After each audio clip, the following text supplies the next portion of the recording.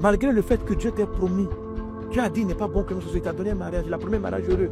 Tu ne vois que le caractère compliqué de ton mari, ça ne changera pas. Si tu ne vois que le caractère compliqué de ta femme, ça ne changera pas. Il y a une différence entre la promesse de la grâce et l'exécution de la grâce. Et ce que vous voyez dans l'invisible de votre cœur et de votre âme est ce qui enclenche l'exécution, pas la promesse, mais l'exécution.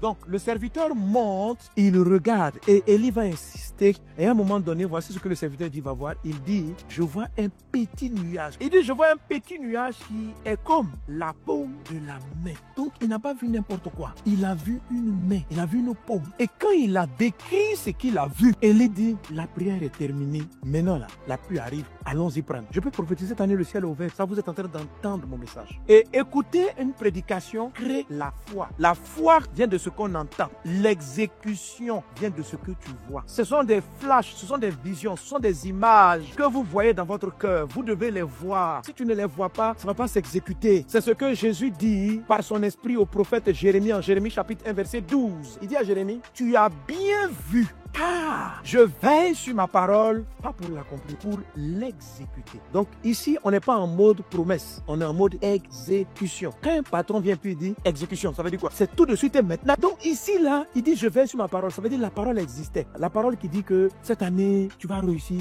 elle existe, mais elle n'est pas encore en train de s'exécuter. Il y a une parole qui dit que vraiment Dieu va t'ouvrir des portes hors du commun. Et tu as cette conviction, un jour tu appartiens que quelqu'un a parlé et tu sais que c'était Dieu. Mais depuis qu'on t'a dit ça, dans le concret, tu ne sais même pas comment y arriver. Tu n'es pas encore passé à la phase de l'exécution. Tu es toujours dans la phase de la promesse. L'exécution est déclenchée par ce que vous voyez dans votre cœur par rapport à une situation donnée. Et aujourd'hui, ce qu'on voit, c'est la main de Dieu. Tu vas voir cette main. Pendant que je prêche ce message, les écailles tombent de tes yeux et tu vois. Donc, le prophète a prophétisé, la pluie arrive. Mais il a fallu que le serviteur monte 7 fois pour voir ce que Dieu avait déclaré. Vous devez voir. Et à chacun d'entre vous, les anges montent et descendent quand le ciel est ouvert pour vous montrer quelque chose. Il faut que tu vois. Maintenant, qu'est-ce qu'il a dit à Jérémie? Il dit à Jérémie, tu as bien vu. Ça veut dire on peut mal voir. Donc, tant que tu vois mal, ce qui s'exécute, ce que tu as vu là, qui n'est pas bon. Alors, qu'est-ce que tu dois voir? Si, par exemple, je suis en train de prier pour ma vision, je sens que je vais avoir un ministère qui va impacter. J'ai reçu ça. J'ai lu ma Bible, Dieu me dit, je vais t'utiliser. Quand Dieu te dit, je vais t'utiliser, c'est de la voix, c'est de l'audition. Ça ne produit pas l'exécution. À un moment donné, tu dois voir l'église et la manière dont tu es en train d'impacter tes croisades. C'est quand tu vois bien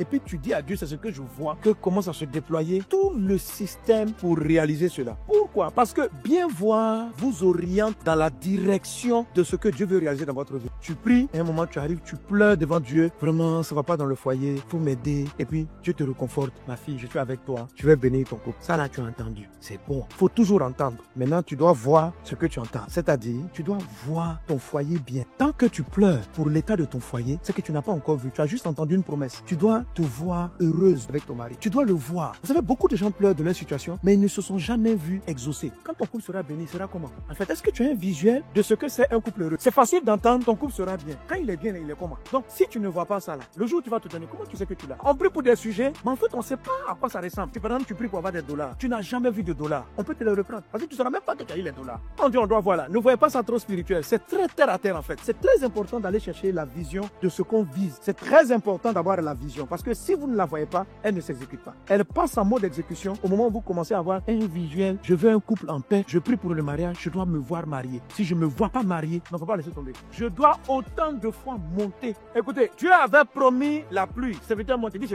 il faut remonter, mon petit. Il faut remonter. Donc depuis là, il n'était pas en train de dire la pluie est arrivée. Non. Jusqu'à ce que le prophète ait vu. Tant qu'il n'avait pas vu, la prophétie de 1 roi 18:1 qui dit au roi, la pluie arrive. C'est pas exécutable. Il faut voir. Tu souffres d'un problème. Mais est-ce que tu as déjà vu la sortie du problème? Tu souffres d'une situation. Quand ta situation sera réglée là, ça va ressembler à quoi? C'est ça qu'il faut voir. Quand tu vois ça, alors Dieu veille. Je veux sortir d'une souffrance, mais il voit la galère. Tant que tu verras la galère, même si Dieu t'a promis qu'un jour tu prospéreras, ça ne peut pas s'exécuter. À moins que tu aies un flash où tu te vois prospère. Alors très souvent, on prête le regard attention à ce qui nous frappe. C'est-à-dire que, pasteur a fini de proclamer, Alléluia, quand tu sors, le propriétaire, le loyer, ça vient te gifler. en même temps, tu commences à les regarder. Écoutez, dans la vie, quand on dit tu as mal vu là, quand tu fermes les yeux, tu vois ce que tu veux pas. Et quand tu vois ce que tu veux pas, c'est là-bas que tu t'en vas. Si tu vois la galère, malgré les prophéties que tu vas sortir de la galère, tu vas aller dans la galère. Dieu sera obligé de recommencer le film. Et malgré le fait que Dieu t'ait promis, Dieu a dit il n'est pas bon que nous soyons, il t'a donné un mariage, la première mariage heureux. Tu ne vois que le caractère compliqué de ton mari, ça ne changera pas. Si tu ne vois que le caractère compliqué de ta femme, ça ne changera pas. Tu vois la réalité. Donc, le gouvernail de ta vie t'oriente directement vers la complication du mariage. Ça ne va pas t'envoyer vers la paisibilité du foyer. La promesse que Dieu a dit, il n'est pas bon que l'homme soit seul et que deux valent mieux qu'un. Tu risques d'atterrir dans vaut mieux être seul qu'à deux. Tu ne dois pas atterrir là-bas. Tu dois bien voir afin que la promesse qui dit que Dieu, deux valent mieux qu'un. Que tu sentes que ce que Dieu a dit est la vérité. Que quand on est deux, c'est plus intéressant que quand on est seul. Amen.